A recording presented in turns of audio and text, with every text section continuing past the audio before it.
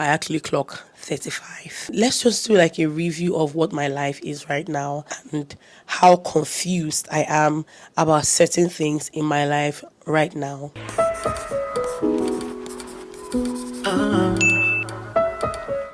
Okay, I think I might need to move this down just a little bit. Hi people, happy new year. You see this video on my birthday. I actually clock 35. And this is also my very first video of the year. And I'm very sure by the time you're watching this video, I have hit 50k subscribers after so many years. Am I excited about it? No. I was going to take a photo, but I wanted a photo where I was just sprawled out on the floor with 50k. That's the picture idea I had in mind because it's taken so long to get here. It's just been very slow. It's been very gradual. And not to say that I'm not grateful for the number that I have, but I just feel like my growth has been very, very slow.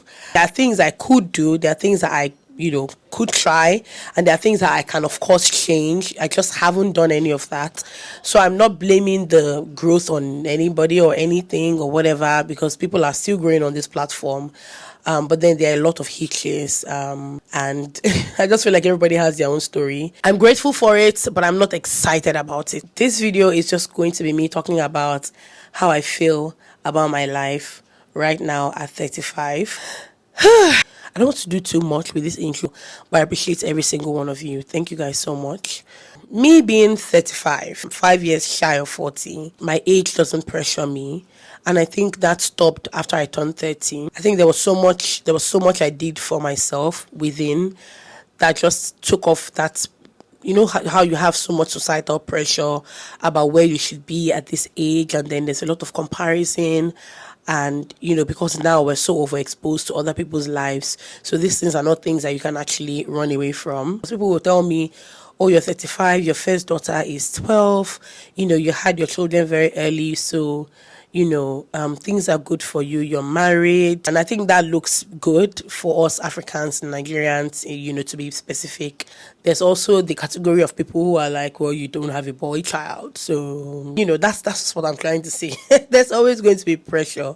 At the end of the day, set your goals for yourself and work towards them gradually, and enjoy the process. It's just important that we learn to see the value in our lives. And, seeing the value in our lives doesn't mean that there will not be a longing for growth or change or, new experiences or some sort of fulfillment.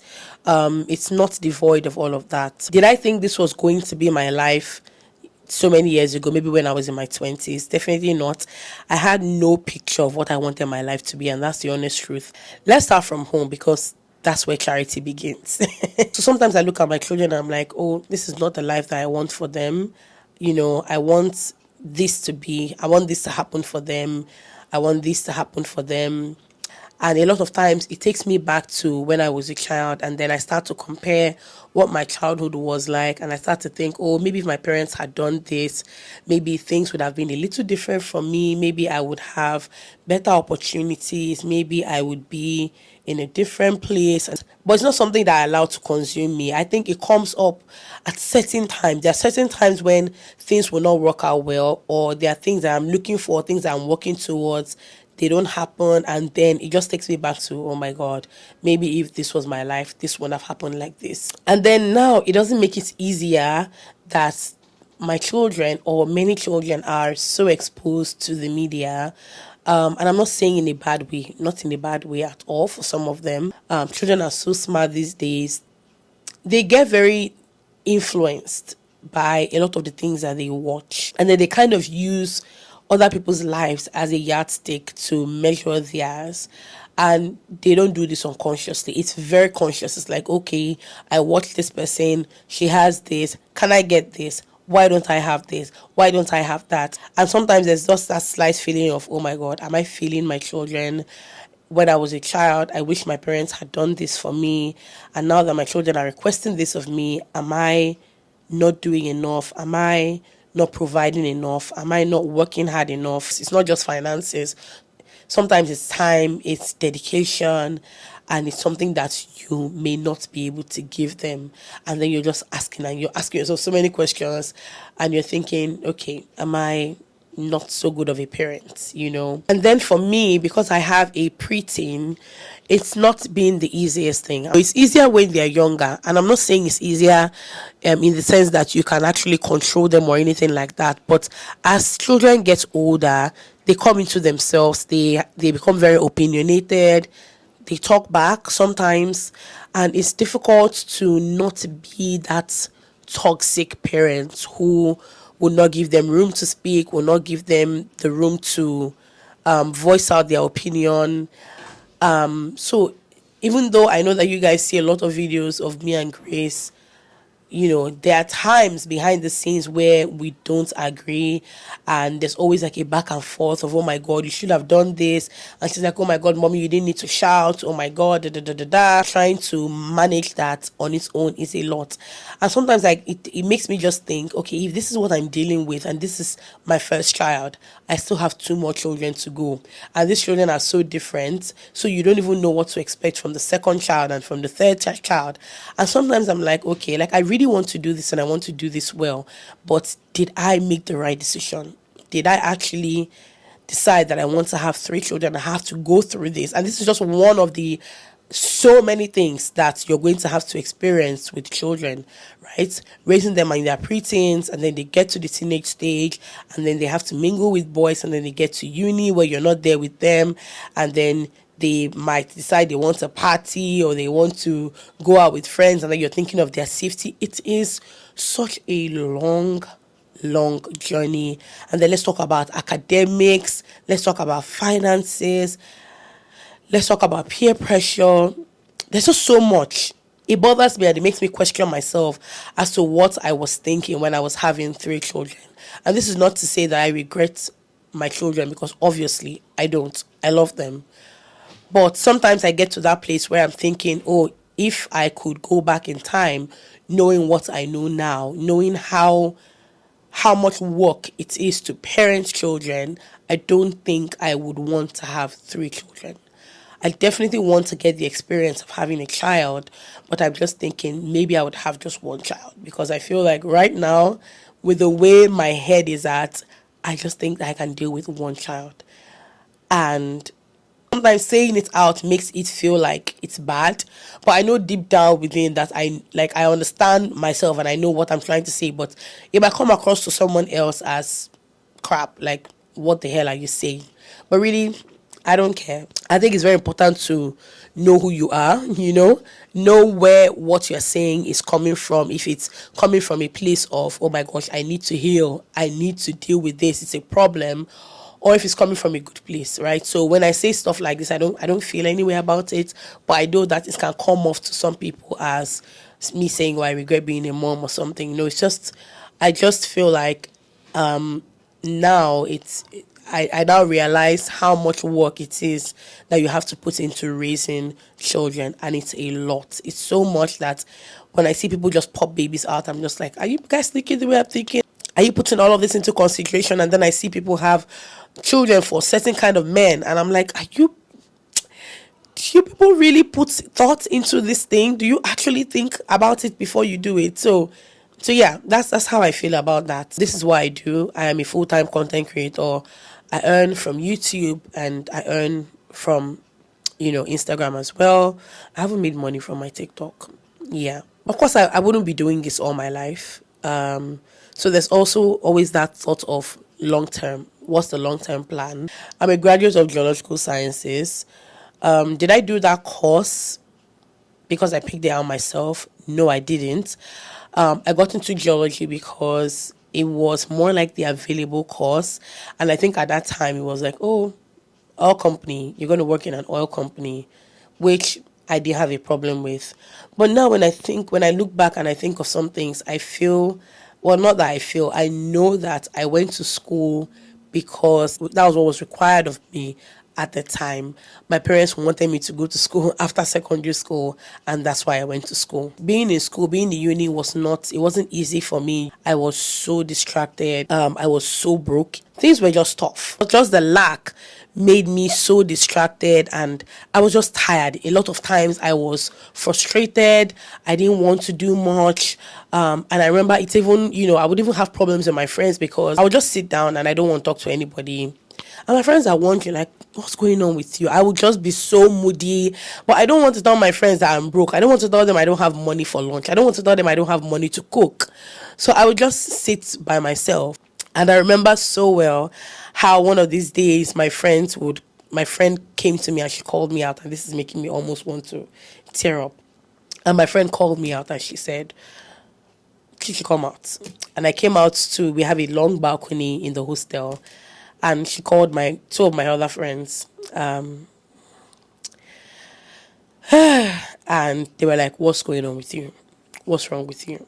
And it was difficult for the words to fall out of my mind. Like, how do I say I'm broke? That's why I'm sulking. How do I even say I'm broke? That's why I'm sulking. Like, I don't have money.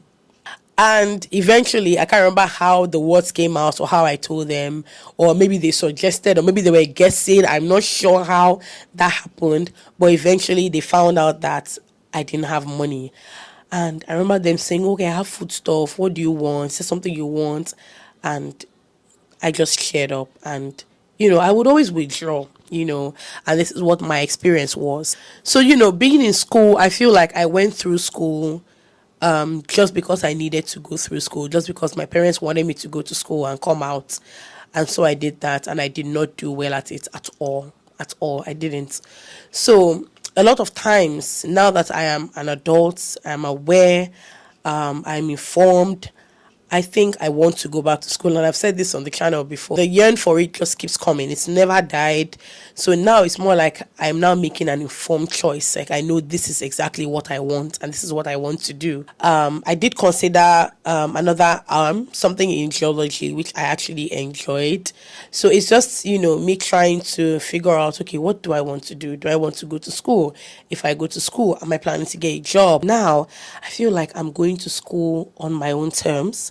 I feel like I'm going to school because I want to go to school, not because it was supposed to be like a pattern. Like, that's just how I feel about it. I definitely want to start a business, but it's just been a lot of back and forth. There have been times when I have written everything down, the plan has been laid out, everything, the money has been set aside, but then something happens. Something just happens and everything just falls like a pack of cards, and I'm back to square one.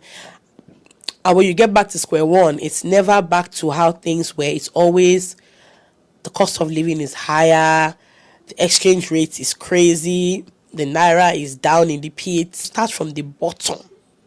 You don't start from square one now. You start from deeper than you started before. So it's always just like, oh my God, like, I want to do a business that I love. I want to do something that if I have to source for products, I'm happy doing it. If I have to source for things for my people to buy, or if I want to do a service, I want to render a service, it's something I want to do and I want to do happily. Importation, clearing, all of these things just combine and they just drive you crazy. And I'm just like, okay, what exactly do I do? Because how do I double up my income or triple my income or quadruple my income, whatever, because I will not be doing this forever. A lot of us are thinking long-term plan. What can I do that would outlive me? What's that thing I can do that would keep me interested and like keep me on my toes when I get older, and my children are no longer with me. My children don't live with me anymore. And, I'm just thinking, what exactly can I do? Like, what will my old age look like? What will my finances look like? Where will I be earning from? I don't want to be dependent on my children. I don't want my children to feel like they are so responsible for me, when it comes to finances. Let it be that anything they give me is from the goodness of their heart and because they feel, and these are my parents, I have to take care of them. But like, what do we do so that our children don't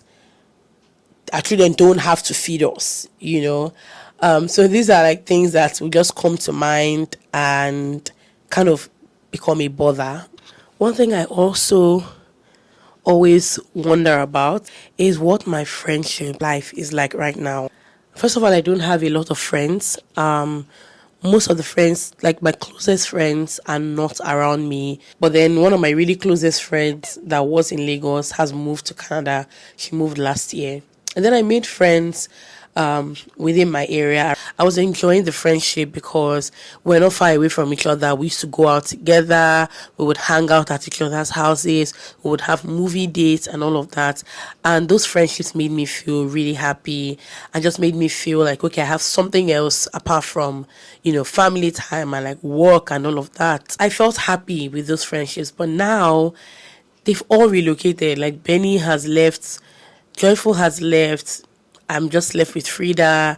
And so I start to think like, oh my God, I'm getting older. But then as I get older, I'm losing my friends, I thought it was supposed to be as we get older, our friendships get stronger and then we start to do so many things together, because as you get older, life gets a bit overwhelming, and then you just need people that will just keep you grounded, and people that you can share like struggles with and all of that. But then with the situation of things, like how things are in this part of the world, you make friends and then before you know it, they've relocated, they're out of the country. And so that's another area of my life that I kind of struggle with, because I'm like, okay, I don't know how to make friends that easy, right? I can easily talk to people over the phone, on social media. And so now I'm now thinking it's almost like dating. It's like, okay, so now am I supposed to have other friends, or are we supposed to just maintain a long distance friendship where, we're thinking, okay, how do we meet up? Do we travel? How do we make this work? And now I'm thinking, okay, when it comes to my friendship life, do I start again from afresh? Will I meet people? It's like, okay, I don't want to meet people, but by chance, will I meet somebody? I remember having a really good friend, someone that actually watches my YouTube channel, and I met her once in the market, and we just talked in the market, and somehow she came to my house, and that was it. That was how our friendship started, and I liked her. I really liked her. But then she moved to Canada a couple months after we met, and that was devastating. Like, that was like, oh my God, in this area that I moved to, I don't know a lot of people. And so this was one person that I liked, and she moved. And then after that, I met Frida, Joyful, and Benny, and then we became friends. And then two of them moved. So in that part of my life, I'm just like, oh my God, I love friendships, but my friends are leaving. So what do I do? So that is also an area of my life that I'm kind of struggling with, because I'm like, okay, it's good to have friends, but it's always better to have friends that are around you. It's scary, but then I let God, I pray that God's will is done either way, because of course He has made promises to me and I know that He's not going to fail at them. So yeah, in all of this, at 35, I'm still as lost as ever. And I still don't know what I'm doing. But I'm taking life one day at a time, because if I dwell on a lot of the plans that I have that have not come to fruition, I feel like I'm going to miss out on the very beautiful moments that are happening in my life right now, and the opportunities in front of me. God has given me another year for trial and error. And I'm grateful for it. And I just pray that something springs forth, something that would usher me into a season that would permanently transform my life in a positive way. So yeah, that's the prayer. And I pray the same for you. What are the things that you expect out of life? Are you as confused as I am? Are you in a place in your life where you think, okay, yeah, I've got it all figured out. My life is going according to what I planned, and I don't have to worry for nothing. So let me know in the comments, okay? I hope you guys enjoyed this video. Happy birthday to me. Please give it a thumbs up and subscribe if you're not subscribed to my channel. I will see you in my next video.